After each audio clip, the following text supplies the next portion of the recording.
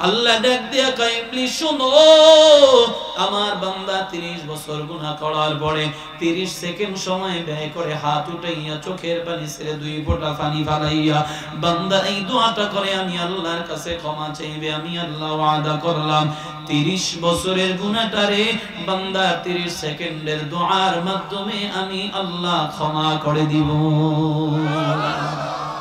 এই সুবহানাল্লাহ তো মনে হয় বেজার হইছে জোরে আওয়াজ করে বলেন সুবহানাল্লাহ আর জোরে সুবহানাল্লাহ বলেন না ক্ষমতা কার এলাকার মুসলমান ইবলিসের মুখটা মলিন হয়ে গেল বেজার আয় আল্লাহ এত তুমি আমাকে পাওয়ার দিলা আবার সিনা নিলা লাভ কি হলো কয় জন্যই তুই ইবলিস আর আমি আল্লাহ চিল্লায় বলুন না আল্লাহু আকবার। আরে আল্লাহর বান্দারা এবার ইবলিস আবার প্রশ্ন করে আল্লাহর একটা চাওয়া আছে দিবেনি বলে হ্যাঁ দিব কি চাও কয় আল্লাহ তুমি আমাকে সুস্থতার নিয়ামত দিয়া দিবা যতদিন বাঁচবো আমারে যেন কলেরায় না ধরে ডায়রিয়ায় না ধরে আমাশা যেন না হয় আমারে যেন করোনায় না ধরে আমারে যেন ডেঙ্গু জ্বরে না ধরে আল্লাহ কয় যা সুস্থতা জিন্দেগি দিয়া দিলাম তবে বলেটা দ্বারা কি করবে কয় আল্লাহ লম্বা হায়াত পাশাপাশি ওয়াসওয়াসা দেওয়ার শক্তিও দিয়া দিলা সুস্থ যদি না থাকি আকাম কুকাম কেমনে করব তাছাড়া তোমার বান্দা আমাকে বকবে আমাকে গালি দিবে আমার জন্য বদদোয়া করবে এমনকি মুমিন বান্দা যখন বাথরুমে যায় কখনো শয়তানকে গালি দেয় কি দেয় না ওয়া নাশহাদু আল্লা ইলাহা ইল্লাল্লাহ ওয়াহদাহু লা শারীকা লাহু ونشهد أن سيدنا وسندنا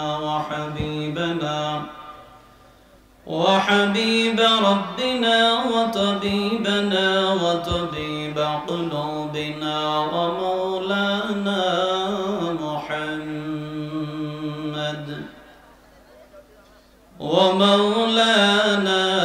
محمدا عبده ورسوله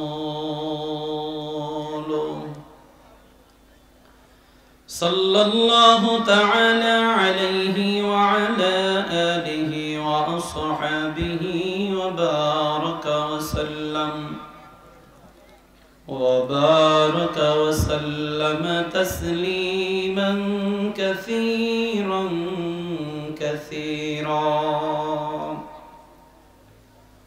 الذي أرسله الله تعالى بالحق بشيرا ونذيرا وداعيا إلى الله بإذنه وسراجا منيرا أما بعد فأعوذ بالله من الشيطان الرجيم بسم الله الرحمن الرحيم وإذا سألك عبادي عني فإني قريب أجيب دعوة الداعي إذا دعان فليستجيبوا لي وليؤمنوا بي لعلهم يرشدون وقال رسول الله صلى الله عليه وآله وسلم إن ربكم حي كريم يستحي من عباده إذا رفع يديه أن يردهما صفرا أو كما قال عليه الصلاة والسلام صدق الله مولانا العظيم وصدق رسوله النبي الكريم ونحن على ذلك من الشاهدين والشاكرين والذاكرين والحمد لله رب العالمين সকলে দরুদ ইব্রাহিম পাঠ করি আল্লাহুম্মা সাল্লি আলা মুহাম্মাদিন ওয়া আলা আলি মুহাম্মাদ كما صليت على إبراهيم وعلى آل إبراهيم إنك حميد مجيد اللهم بارك على محمد وعلى آل محمد كما باركت على إبراهيم وعلى آل إبراهيم إنك حميد مجيد بلغ العلا بكماله كشف الدجى بجماله حسنت جميع خصاله صلوا عليه وآله لا إله إلا الله জবান খুলে সবাই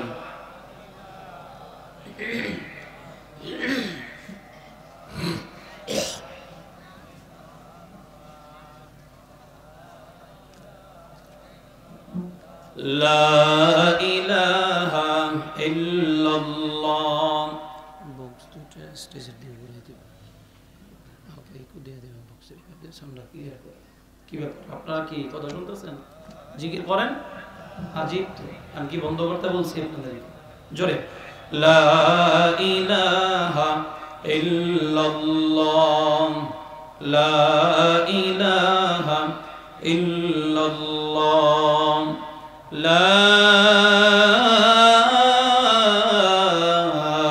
ইলাহা ইল্লাল্লাহ মুহাম্মাদুর রাসূলুল্লাহ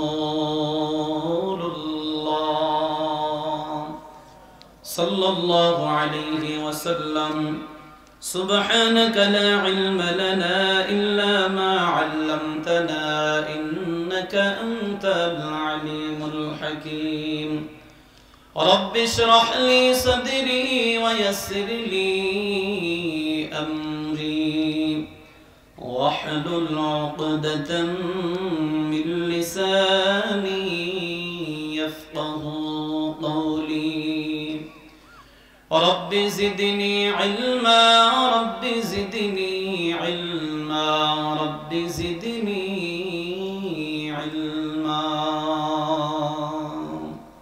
الحمد لله জবান খুলে সকলেই পড়ি আলহামদুলিল্লাহ হযরত ওমর ফারুক রাদিয়াল্লাহু তাআলা আনহু বালক বালিকা মাদ্রাসার উদ্যোগে হাফেজ ও হাফেজাগণের সম্মাননা প্রদান উপলক্ষে তাফসীরুল কোরআন মাহফিলের পরম শ্রদ্ধেয় সম্মানিত সভাপতি পঞ্চগড় নুরুন আলা নূর কামিল মাদ্রাসার সম্মানিত সহকারী অধ্যাপক জনাব আলহাজ হযরত মাওলানা মোহাম্মদ আব্দুল হান্নান সাহেব আজকের মাহফিলের বিশেষ আলোচক হিসেবে দ্বিতীয় বক্তা হিসেবে আলোচনা করেছেন আমার অত্যন্ত মহব্বতের আপনজন প্রিয় মানুষ আপনাদের এই পঞ্চগড় তেতুলিয়ার সকলের প্রিয় ব্যক্তি বিশিষ্ট ইসলামী চিন্তাবিদ উদীয়মান তরুণ বক্তা জনাব হাফেজ কারি আব্দুল কাদের পঞ্চগড়ি সাহেব এর আগে আলোচনা করেছেন আমার আর এক অত্যন্ত মহব্বতের মানুষ মুফতি আলামিন হামিদি সাহেব বিশেষ আলোচক বৃন্দ প্রধান অতিথি জনাব মোহাম্মদ রেজাউল করিম শাহিন সাহেব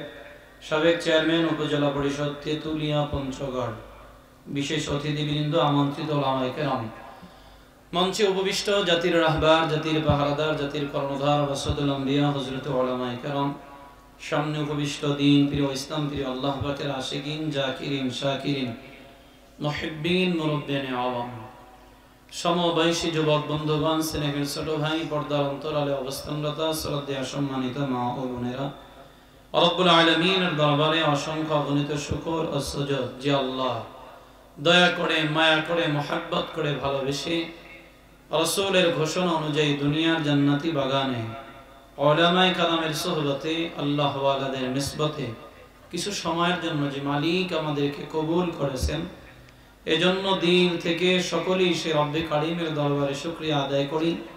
মুসলমান হিসাবে ঈমানের আওয়াজকে উঁচু করে জবান খুলে সকলেই পাঠ করুন আলহামদুলিল্লাহ। লক্ষ কোটি দরুদ ও সালাম বিশ্ব মানবতার মুক্তির কান্ডারি, বিশ্ব মানবতার মুক্তির দিশারি, রহমাতুল লিল আলামিন, সাইয়্যিদুল মুরসালিন, খাতামুন নবিয়্যিন, আপনার আমার প্রিয় নবী, কলিজার টুকরা নবী জনাবে মুহাম্মদুর রাসূলুল্লাহ, সকলেই পড়ুন সাল্লাল্লাহু আলাইহি ওয়া আলিহি ওয়া সাল্লামের উপর। সম্মানিত হাজিরিন, রাত প্রায় 11টা, হয়তো 5 মিনিট বাকি আছে।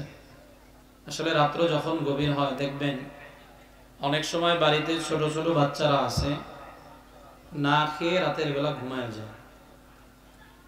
তো যখন খানার সময় হয় মা অথবা বাবা অনেক চেষ্টা করে ঘুম থেকে উঠাইয়া একটু খানা খাওয়ানোর জন্য। এমন একটা পরিস্থিতি তৈরি হয় তার কাছে খানার থেকে ঘুমটা এত প্রিয়, সে ঘুম বাদ দিয়ে খানা খাইতে রাজি না, না খেয়ে সারা রাত ঘুমায়, তবুও তার কাছে একটা তৃপ্তি। কথা হচ্ছে রাত যত বেশি হয় মানুষের ঘুমেও যত আস্তে আস্তে বাড়তে থাকে। মানে এই মুহূর্তে আসলে বয়ান আপনাদের কতটুকু ভালো লাগবে বা লাগবে না আল্লাহ পাকই ভালো জানে, আপনারা জানেন। তবে মাগরিবের পর থেকে এ পর্যন্ত খুব গুরুত্বপূর্ণ আলোচনা হয়েছে বিভিন্ন উলামায়ে কেরামের জবান থেকে। আল্লাহ তাআলা যেন ওই কথাগুলির উপরে বক্তা শ্রোতা সবাইকে আমল করার তৌফিক দান করে, সকলে পড়ি আমিন। তা আমি আপনাদের খেদমতে পবিত্র কালামুল্লাহ শরীফ থেকে একটি আয়াতে কারিমা তেলাওয়াত করেছি। রাসূল আরবি সাল্লাল্লাহু আলাইহি ওয়াসাল্লামের অসংখ্য অমীয় বাণী হাদিসে মুবারাকা থেকে একটি হাদিস পাঠ করেছি। আল্লাহ যদি তৌফিক দান করেন চেষ্টা করব আয়াত ও হাদিসের আলোকে কিছু সময় কথা বলার জন্য। আল্লাহর কাছে দোয়া কামনা করি আল্লাহ আমাকে বলার তৌফিক দান করুক, আপনাদেরকে ধৈর্যের সাথে আমলের নিয়তে শেষ পর্যন্ত শুনে মোনাজাত দিয়ে যাওয়ার মতো তৌফিক আল্লাহ দান করুক, সকলে পড়ি আমিন। বয়ান শোনার মতো ধৈর্য এবং মন মানসিকতা আপনাদের আছে তো ইনশাআল্লাহ? ইনশাআল্লাহ তো বোঝা যায়, মনে হয় অর্ধেক থাকবেন অর্ধেক ভাববেন। সবাই থাকবেন তো? কারা কারা থাকবেন হাত তুলে আল্লাহর সাথে ওয়াদা করি নারে তাকবীর, মানে আর জোরে লিল্লাহি তাকবীর। আল্লাহ কবুল করুক, সকলে পড়ি আমিন। ভূমিকা নয়, আমরা সরাসরি আলোচনা শুনবো ইনশাআল্লাহ, যেহেতু রাত বেশি। নিয়ত শুদ্ধ করি যেন এই বলা, এই শোনা, আসা বসা সব যেন মালিকের জন্য হয়, সব যেন পরকালের জন্য হয়। একটি বিশুদ্ধ নিয়ত করা যাবে তো ইনশাআল্লাহ? বলেন কার জন্য শুনবো, বলবো কার জন্য? সব কিছু হবে একমাত্র আল্লাহর জন্য। নিয়ত শুদ্ধ করার দ্বারা খুশিকে জোরে বলেন। শত্রুতা আছে আল্লাহর সাথে? না থাকলে আওয়াজ করে বলেন খুশিকে।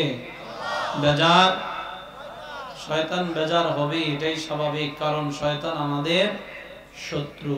ইন্নাহু লাকুম আদুউম মুবিন, শয়তান প্রকাশ্য দুশমন। কেন দুশমন? আল্লাহ বলেন যখন আল্লাহ খলিফা প্রতিনিধি হিসাবে আদমকে সৃষ্টি করার খেয়াল পেশ করলেন, ওয়া ইয ক্বালা রাব্বুকা লিল মালাইকা ইন্নী জাঈলুম ফিল আরদি খলিফা, আল্লাহ বললেন আমি ইচ্ছা করছি দুনিয়ায় খলিফা বানাতে চাই, প্রতিনিধি বানাতে চাই। তোমাদের এ ব্যাপারে মন্তব্য? তারা বলছিলেন আতাজআলু ফিহা মান ইফসিদু ফিহা ওয়া ইয়াসফিকুদ দিমা, যাদেরকে তুমি বানাইবা তারা ফাসাদ করবে, ঝামেলা করবে, ঝগড়া করবে, রক্তপাত ঘটাবে, শুধু অযথা, কোনো প্রয়োজন নেই। ওয়া নাহনু নুসাব্বিহু বিহামদিকা ওয়া নুকদ্দিসু লাক, তোমার প্রশংসা, তোমার তাসবিহ, তোমার ইবাদত যা কিছু প্রয়োজন এজন্য তো আমরাই যথেষ্ট।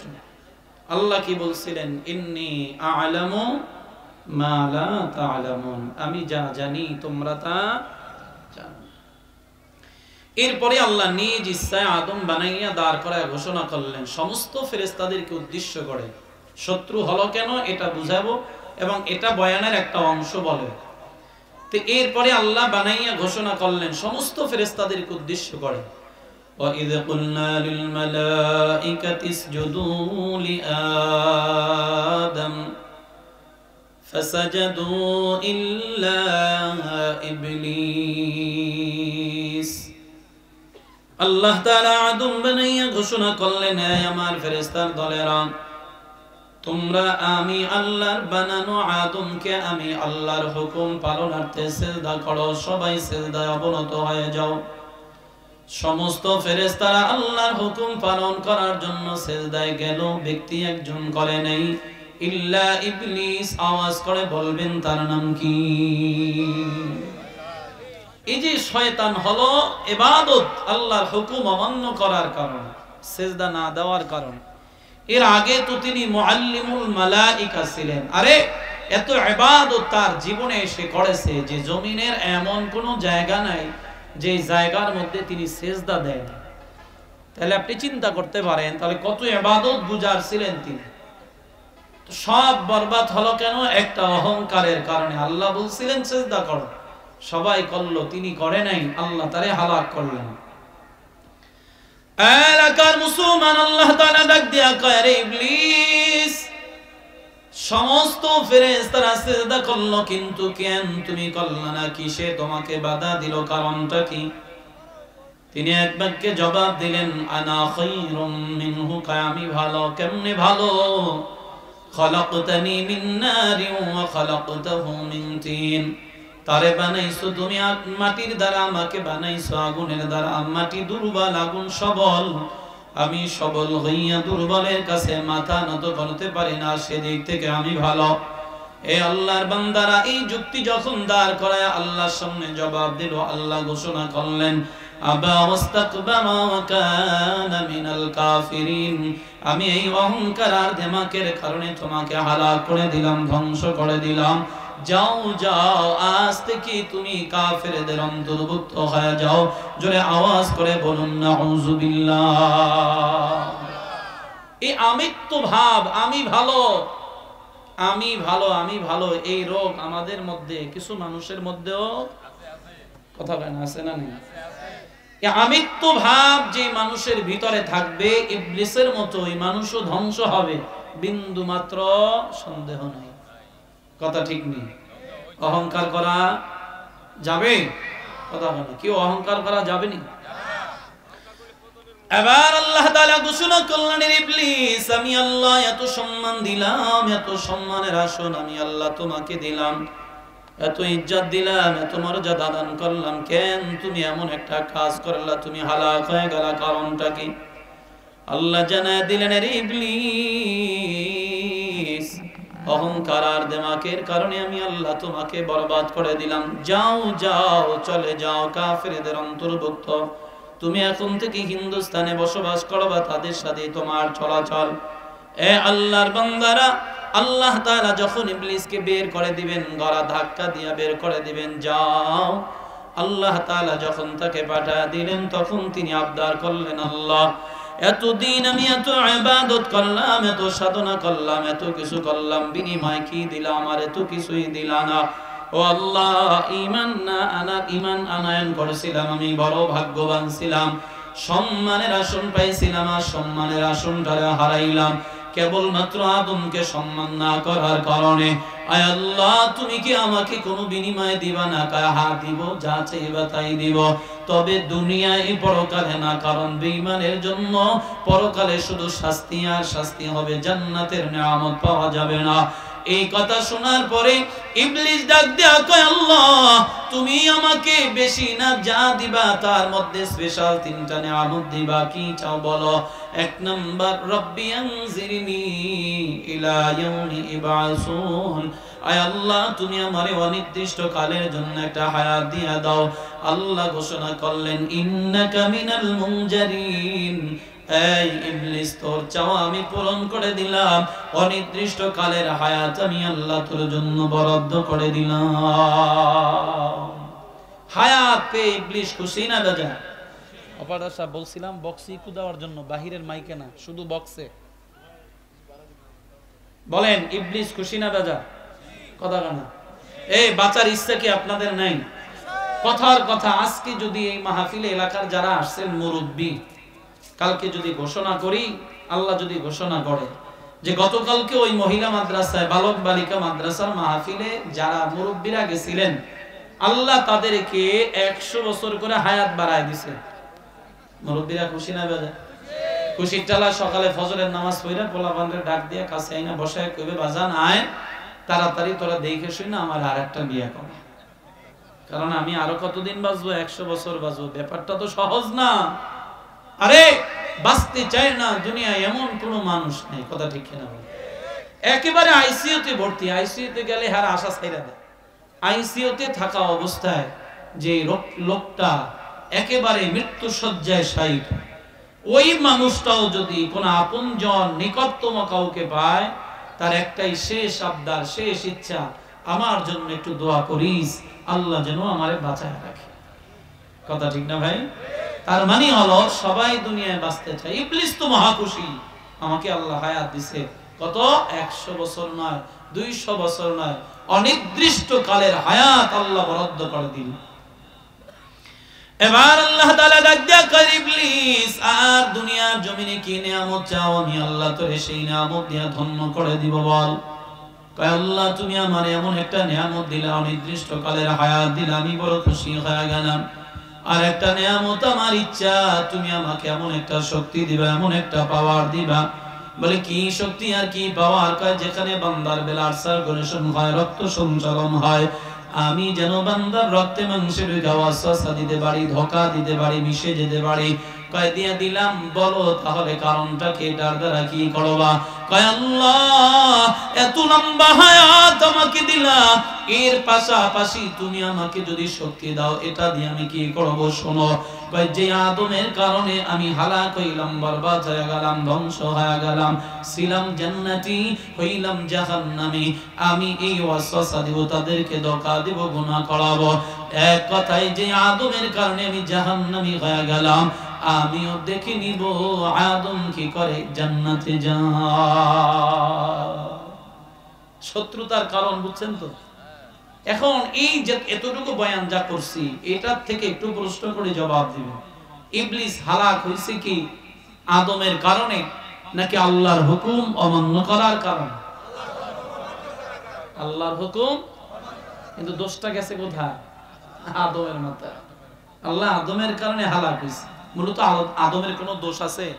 আদমরে আল্লাহ বানাইছে, আল্লাহ খালেক, তিনি যা বলবেন ওটাই বাস্তব, ওটাই করতে হবে, এটা মাখলুকের মানা ফরজ।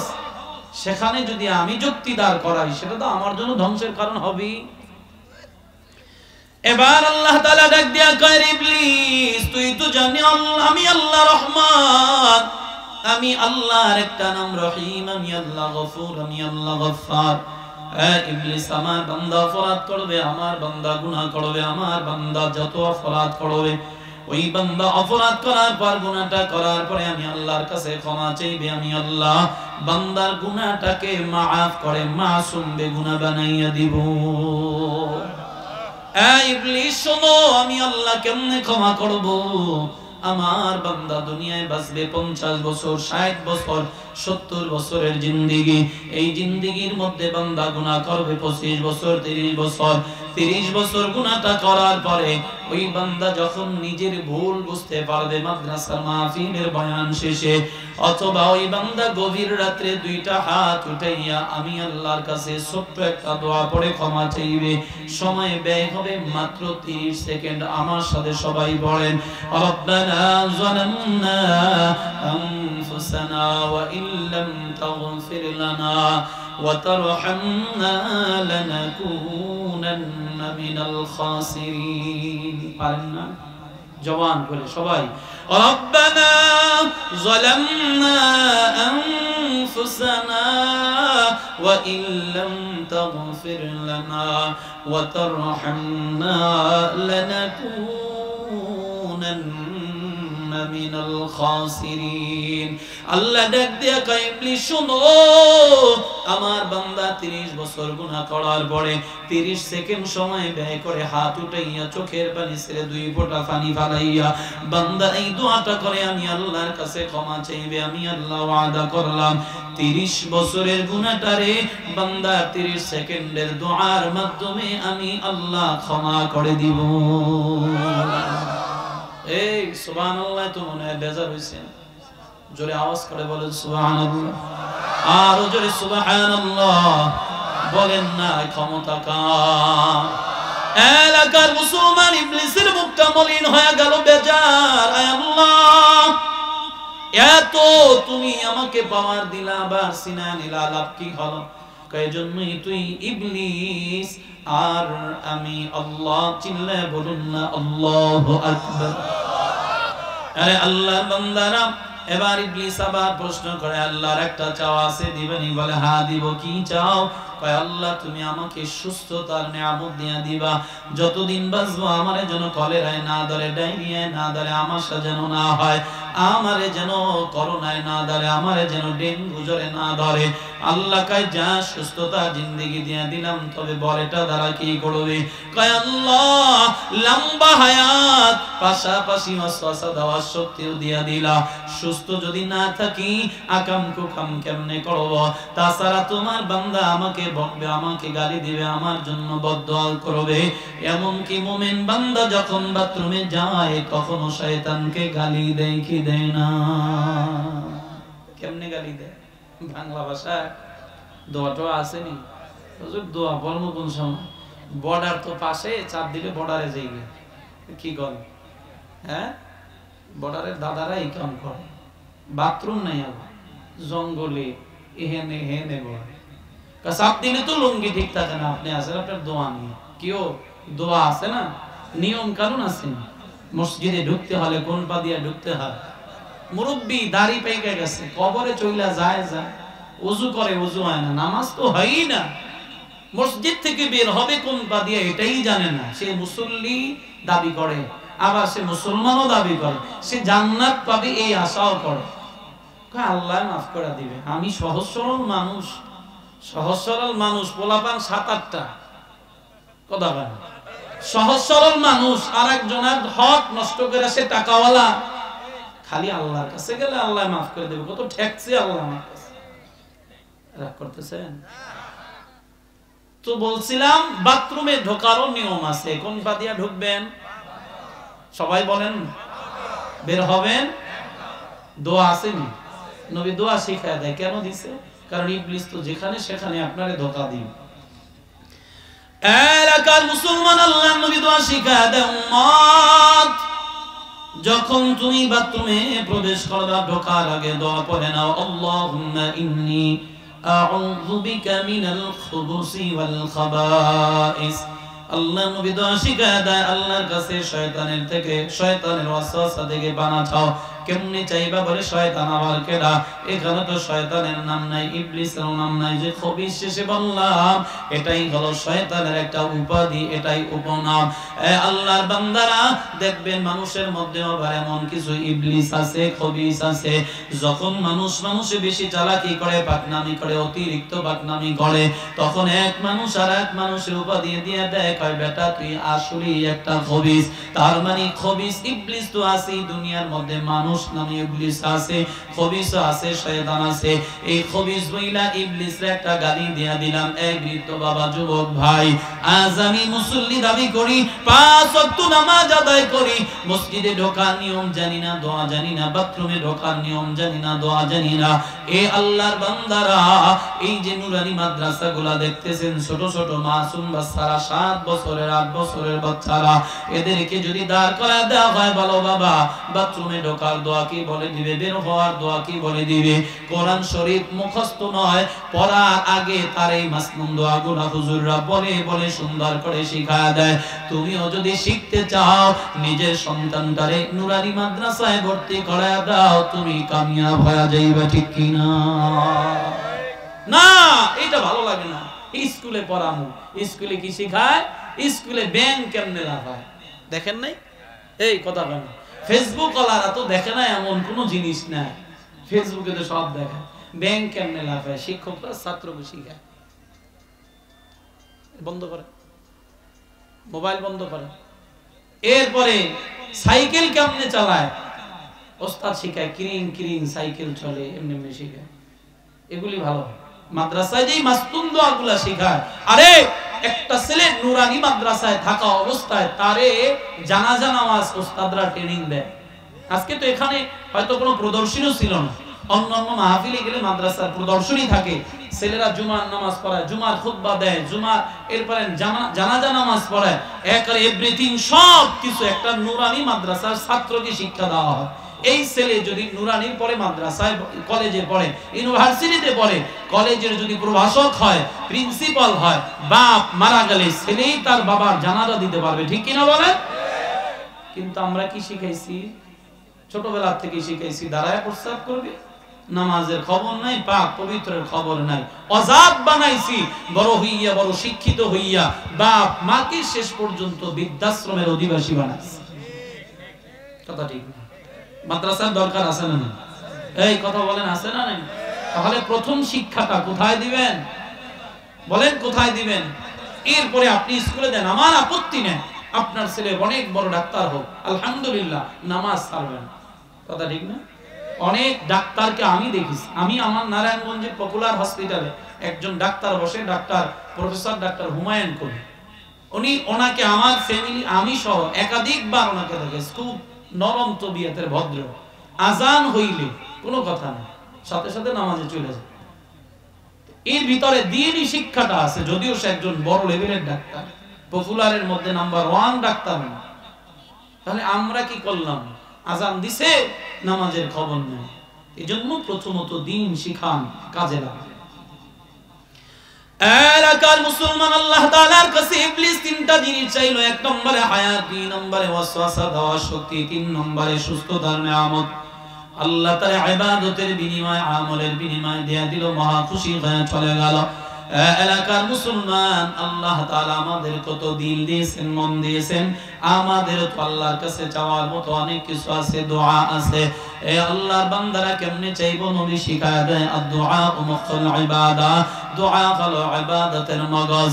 এরে আল্লাহর বান্দারা, আল্লাহর কাছে চাও, তবে ইবাদতের বিনিময়ে যদি দুনিয়া চাও তো আল্লাহ তোমারে দুনিয়া দিয়ে দিবে, পরকাল চাইলে আল্লাহ পরকাল দিবে।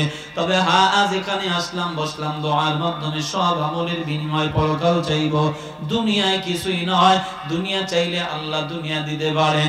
এরে আল্লাহর বান্দারা, চাওয়ার মাধ্যম নবী শিখায়া দেয়, যখন কিছু প্রয়োজন হবে হাত তুলে আল্লাহর কাছে দোয়ার মাধ্যমে চাইবা, আল্লাহ মিটায় দিবে। কারণ হলো দোয়ার মাধ্যমে বান্দার সাথে সম্পর্ক গভীর হয়, দোয়ার মাধ্যমে বান্দার সাথে সম্পর্ক জোড়া লেগে যায়, দোয়ার মাধ্যমে বান্দার চাহিদাগুলো আল্লাহর থেকে মিটায় নেওয়া যায়। এই যুবক, বৃদ্ধ বাবা, এজন্য বিপদে পড়ছেন, আল্লাহর কাছে হাত তুলে চাইবেন, আল্লাহ সহযোগিতা করবে। বিপদে পড়ছেন, আল্লাহর কাছে সাহায্য কামনা করবেন, বিপদ দূর করে দিবে।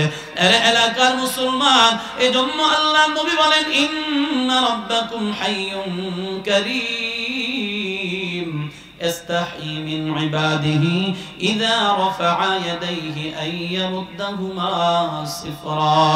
আল্লাহ নবী বলে, উম্মত, তোমাদের রব দয়ালু, তোমাদের রব চিরঞ্জীব, 2টা গুণ আল্লাহ তাআলার। এরপরে নবী বলেন, যদি কোন আল্লাহর বান্দা আল্লাহর কাছে হাত তুলে কোনো কিছু চায় তো আল্লাহ তার বান্দাকে খালি হাতে ফিরাইয়া দিতে লজ্জা বোধ করে। চিল্লায় বলুন সুবহানাল্লাহ। চাইবেন কার কাছে? আরো জোরে বলেন। এলাকার মুসলমান, ইন্না রাব্বাকুম হাইয়ুন কারীম, আল্লাহ তাআলার স্পেশাল 2টা গুণ। 1 নম্বর, আল্লাহ হলেন চিরঞ্জীব, 2 নম্বরে আল্লাহ হলেন দয়ালু। কেমন দয়ালু? ওই আল্লাহ, যেই আল্লাহ 30 বছরের গুনাহটারে 30 সেকেন্ডের দোয়ার মাধ্যমে maaf করতে পারে, তার মতো দয়ালু, তার মতো আপনজন এই দুনিয়ায় আর কেউ হবে না। আল্লাহ চিরঞ্জীব। কেমন চিরঞ্জীব? আল্লাহ নিজেই বলেন, আল্লাহু লা ইলাহা ইল্লা হুয়াল হাইয়ুল কাইয়্যুম। আল্লাহ তাআলা বলেন, আমি আল্লাহ ব্যতীত আর কোনো ইলাহ নাই, আর কোনো মাবুদ নাই। হুয়াল হাইয়ুল কাইয়্যুম, আমি আল্লাহ চিরস্থায়ী, চিরঞ্জীব। লা তাখুযুহু সিনাতুন ওয়ালা নাওম, আল্লাহ এমন চিরস্থায়ী, চিরঞ্জীব বলে যে আল্লাহর ঘুম নাই, তন্দ্রা নাই, নিদ্রা নাই, এমনকি এগুলো তাকে স্পর্শ করতে পারে না। আপনারা বুঝে থাকলে উঁচু যে জবাব দিবেন, মানুষের ঘুমের প্রয়োজন আছে না নেই? এ বাবা দুনিয়ার যত মাখলুক আছে সকল মাখলুকের ঘুমের চাহিদা আছে, কিন্তু আমার মালিক বলেন গোলাম একটা মুহূর্তের জন্য ঘুমাবো তো দূরের কথা তন্দ্রা দেওয়ার সুযোগ হয় না। পয়গম্বর মুসা নবী ডাক দিয়া কয় আল্লাহ তুমি যে ঘুমাও না এই কথাটা আমি মানি, তবে আমি আল্লাহ একটু বাস্তবে দেখতে চাই। এই পয়গম্বর কেমন বাস্তবে দেখাইব? কয় জানি না, আমার মনে চাইছে বাস্তবে দেখার জন্য দেখাইতেই হবে। আল্লাহ ডাক দেয়া কয় পয়গম্বর যাও বাড়িতে গিয়ে একটা পাত্রের মধ্যে পানি নিবা, গ্লাসের মধ্যে পানি নিবা, রাত ভর দাঁড়ায় থাকবা, শর্ত হলো গ্লাস থেকে একটা ফোঁটা পানি যেন জমিনের মধ্যে পড়ে না যায়। পয়গম্বর কয় এটা তো কোনো ব্যাপার না, সহজ একটা কাজ। আল্লাহ কয় দিয়ে দেখো সহজ না কঠিন, সময় মতো বোঝা যাবে। পয়গম্বর মুসা নবী বাড়িতে গেলেন, হাতের মধ্যে গ্লাস নিলেন, পানিও নিলেন, দাঁড়ায় রইলেন। রাত বাড়ে, চোখের মধ্যে ঘুমও তত বাড়ে। ওই যে বললাম রাত যত বাড়বে মানুষের ঘুমের চাহিদাটাও তত বেড়ে যায়। এখন যদিও ঠিকা বইসা আছেন কিন্তু মনে চায় না বয়ান শোনার জন্য। এরে আল্লাহর বান্দা দেখবেন শুক্রবার ইমাম সাহেব হুজুর কি সুন্দর বয়ান করে, মুসল্লি সাহেব ঘুমের কারণে আর একজনের গায়ের উপরে পইরা যায়। কি বয়ান করছে? জান্নাতের বয়ান করছে না জাহান্নামের বয়ান করছে? পরে যদি জিগান আল্লাহর বান্দা কিছু কইতে পারত না। কষ্ট হইতেছে আপনাদের? তাহলে শুক্রবার জুমার দিন মুসল্লি ঘুমায় না? কোন ঘুমানি ঘুমা আরেকজনের গায়ে পড়ে যায়, ধাক্কা দেয়, ঘুমাস খা। কই ঘুমাইলাম, এটা তন্দ্রা সে দিছি, এটা কি ঘুম হইল? আরে যেই বান্দা মসজিদে আইসা ঘুমায় উনি আবার দোয়া চায়, হুজুর দোয়া করবেন, রাতের বেলা উশাস ছাড়া ঘুমাইতে পারি না। এলাকার মুসলমান যদি প্রশ্ন করা হয়, হ্যাঁ ভাই মসজিদে গিয়ে ঘুমাও, অথচ আবার বলো ঘরের মধ্যে তুমি উশাস ছাড়া ঘুমাইতে পারো না, কারণটা কি? কারণটা কি আমি এটাই জানি না। কেন জানো না? কয় তাও জানি না। আল্লাহর বান্দারা আমি জবাব দিয়ে যাই, দেখেন মিলে কিনা, সত্য হয় কিনা। আরে আল্লাহর বান্দারা, যেই বান্দা মসজিদে বৈশা ঘুমায় ওই বান্দা তো ওখানে বালিশও পায় না, কম্বলও পায় না, খেতাও পায় না, কল বালিশও পায় না, অথচ ঘরের মধ্যে তো দামি ব্যবস্থাপনা, দামি কম্বল, দামি বিছানা, দামি ব্যবস্থাপনা, এসিও আছে। এরপর কয় হুজুর ঔষধ ছাড়া ঘুমাইতে পারে না। এ পাশ ওপাশ করতে করতে ফজরের আজান হয়ে যায়, মসজিদে গেল কেন ঘুমায়? কারণ হলো মসজিদ আল্লাহর ঘর, আল্লাহর ঘরের উপরে আল্লাহ সব সময় রহমত বর্ষণ করতে থাকেন। রহমত মানে শান্তি। বান্দা যখন শান্তিতে থাকে ঘুমের জন্য কোনো ঔষধের প্রয়োজন হয় না। এলাকার মুসলমান পয়গম্বর মুসা নবী ডাক দিয়া কয় আল্লাহ তাকাইয়া দেখো, আমি তোমার দেয়া পরীক্ষার জন্য দাঁড়ায় রইছি। আল্লাহকে দাঁড়ায় থাকো, ফলাফল কি হয় শেষ রাত্রে দেখা যাবে। দাঁড়াইয়া থাকতেছেন, রাত বাড়তেছে, বাড়তে বাড়তে হঠাৎ করে গভীর রাত্রে ছোট্ট করে একটা তন্দ্রা মেরে দিল।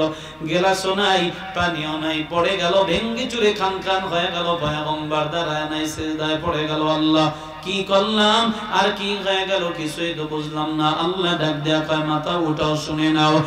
পয়গম্বর একটা মাত্র গেলাস আর এক গেলাস পানি একটা রাত্র বাড়া দিয়া রাখতে পারলা না, তাহলে তুমি কেমনে বুঝলে রে পয়গম্বর? আমি আল্লাহ তাআলার পরিচালনায় 7 তবক জমিন চলে, 7 তবক আসমান চলে। এখানেই সমাপ্ত নয়, গোটা পৃথিবীর ভিতরে যত মাখলুক আছে আমি আল্লাহর পরিচালনায় চলে।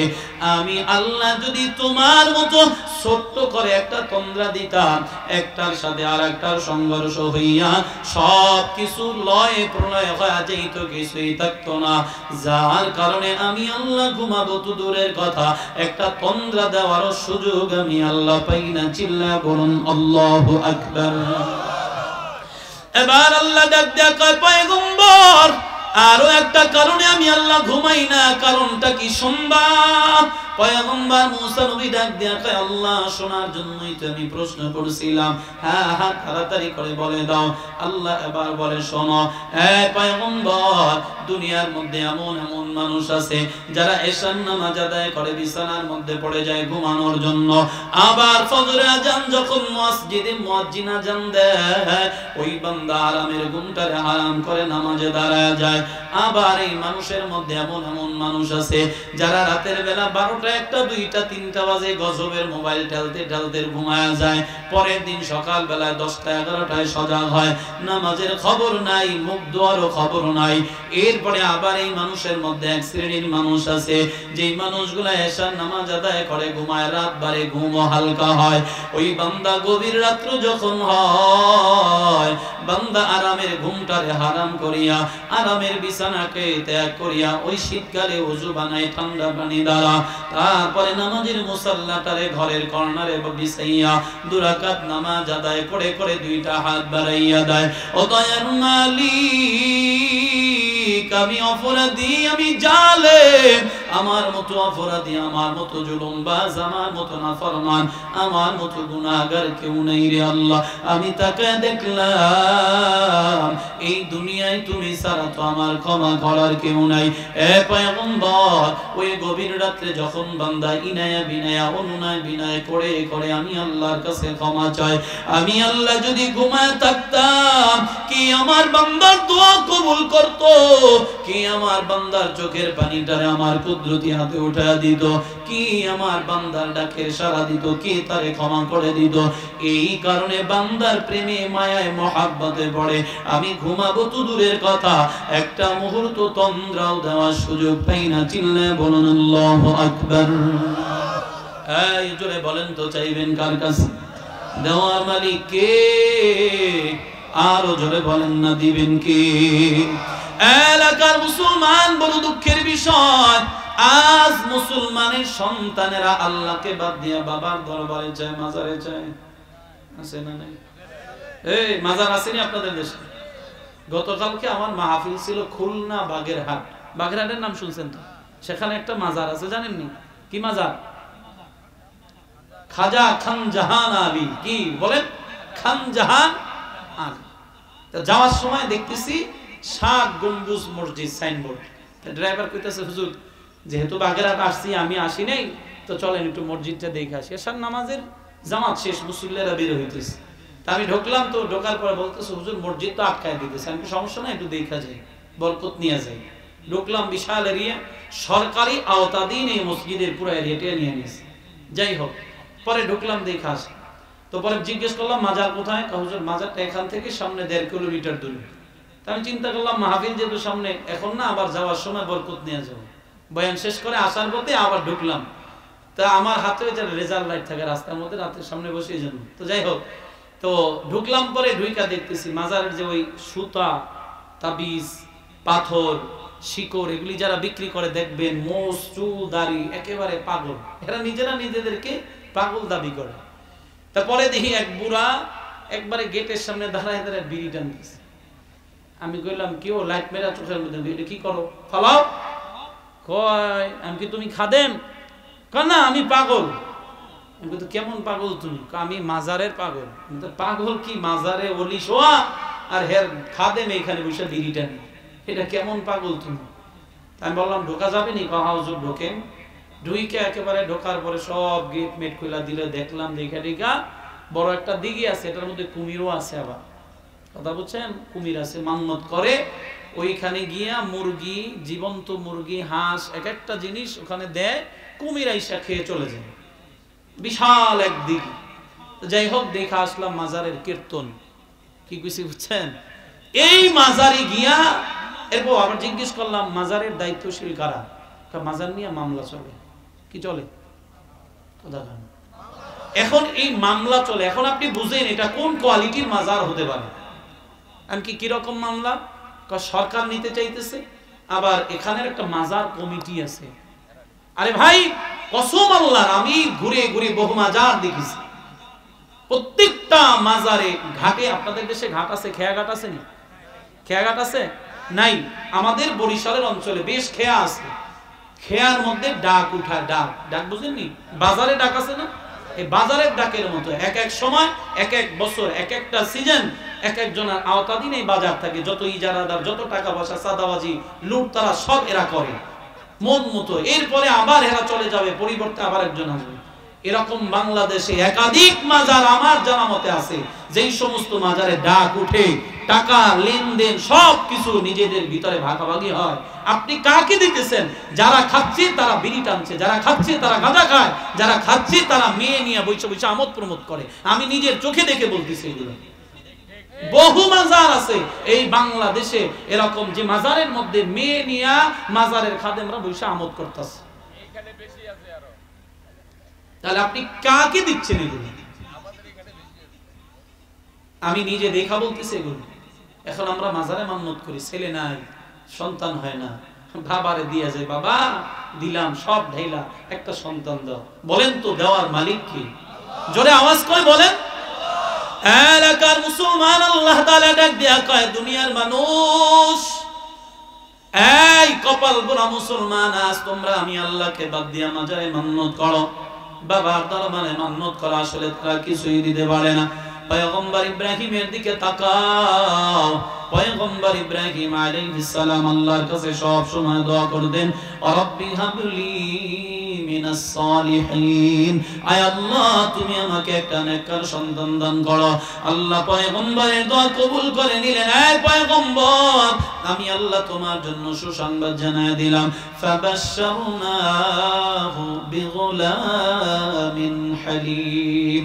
আল্লাহ ডাক দিয়া কয়, পয়গম্বর এমন একটা সন্তান, বেনজির বেমিসাল সন্তান আমি আল্লাহ তোমারে দিব, যে সন্তানের মতো সন্তান আর এই দুনিয়ায় হবে না। আরে আল্লাহর বান্দারা, মুফাসসিরিনে কেরাম বলে, পয়গম্বর ইব্রাহিম আলাইহিস সালামকে আল্লাহ যখন ইসমাঈল নবীকে সন্তান হিসাবে দান করলেন, তখন তার বয়স হয়েছিল ৮৬ কিংবা ৯০ বছর। আল্লাহ যদি চায় তো বুড়া বয়স বাবা বানাইতে পারে কি পারে না? এলাকার মুসলমান এবার আবার আওয়াজ করে বলেন তো চাইবেন কার কাছে? বাবার দরবারে। কথা বলেন। মাজারে মান্নত করা যাবে? মাজারওয়ালার কোনো ক্ষমতা নাই, কারণ তিনি তো আল্লাহর মুখাফেক্ষি হয়ে আছেন, তার যে কি হইতেছে তিনি নিজেই জানে না। আরে আল্লাহর বান্দারা, যুবক, সব ভ্রান্ত আকীদা ছেড়ে দাও, ঈমানটাকে বিশুদ্ধ করে নাও, শিরক মুক্ত ইবাদত করো। আল্লাহ তোমাকে পরকালে জান্নাত দিবেন, দুনিয়ায় কামিয়াবি দান করবেন। আরে আল্লাহর বান্দারা, যুবক, এজন্য আল্লাহ জানায় দেয়, ওয়া ইযা সাআলাকা ইবাদি আন্নী ফাইন্নী করিব।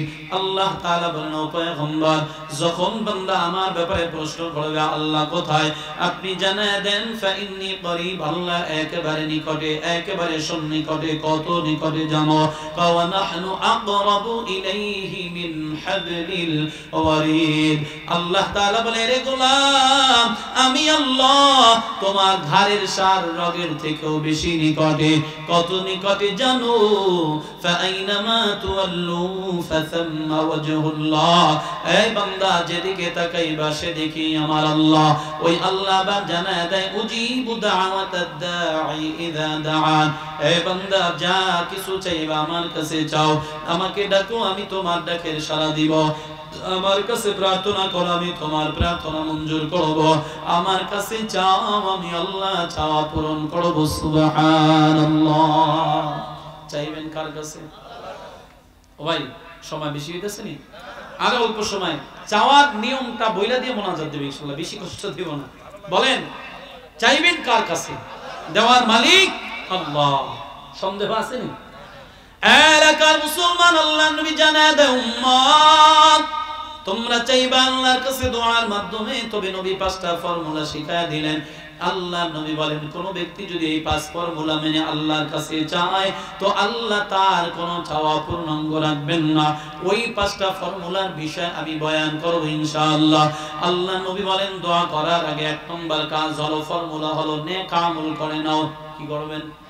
নেক আমল করে নাও। বলে কেমন নেক আমল? বলে নামাজ, রোজা, হজ, যাকাত, দান, সাদাকা, কোরআন তেলাওয়াত ইত্যাদি ইত্যাদি যত আমল আছে, এই আমলের অন্তর্ভুক্ত যে কোনো আমল করে আল্লাহর কাছে চাও, আল্লাহ চাওয়া পূরণ করবে। ২ নম্বর, আল্লাহ নবী বলেন, হ্যাঁ উম্মাহ শোনো, চাওয়ার আগে ইস্তিগফারের আমল করে নাও, তওবা করে নাও। কি লাভ? কয় তওবা করনেওয়ালা ব্যক্তির দোয়া আল্লাহ কখনো ফিরায় দেয় না। আল্লাহ নবী জানায় দেয়, উম্মাহ শোনো, قال رسول রাসূলুল্লাহ সাল্লাল্লাহু আলাইহি ওয়া আলিহি ওয়াসাল্লাম আল্লাহ নবী বলেন, এই দুনিয়ার উম্মাহ শুনে নাও, আত-তাইবু মিনাল যামবি কামাল লা যামবালা, কেউ যদি খাস তওবা করে গুনাহ থেকে মুক্ত হওয়ার জন্য আল্লাহ তাকে এমন ভাবে ক্ষমা করে দেয় যেন তার আমলনামার মধ্যে কোনো গুনাহই থাকতে পারে না। আরে আল্লাহর বান্দারা, নবী আগেও বললেন তওবা করনেওয়ালা ব্যক্তির দোয়া আল্লাহ ফিরায় দেয় না, যা দোয়া করবে সেই দোয়া কবুল হবে। আল্লাহ তাআলাও দোয়া তওবার ব্যাপারে বয়ান করেন, ফাকুলতু আস্তাগফিরু রাব্বাকুম ইন্নাহু কানা গফফারা। আল্লাহ বলে, গোলাম তোমাদের রব দয়াশীল, তোমাদের রব ক্ষমাশীল, তার কাছে সবাই ক্ষমা প্রার্থনা করো, সবাই তোমরা তার কাছে ক্ষমা চাও। আল্লাহ তাআলা বললেন ক্ষমা চাওয়ার জন্য। বান্দা যদি প্রশ্ন করে আল্লাহ তাহলে বলো না তওবা করলে কি লাভ হবে, ফজিলত কি? এবার আল্লাহ লাভের ব্যাপারে, ফজিলতের ব্যাপারে বলেন।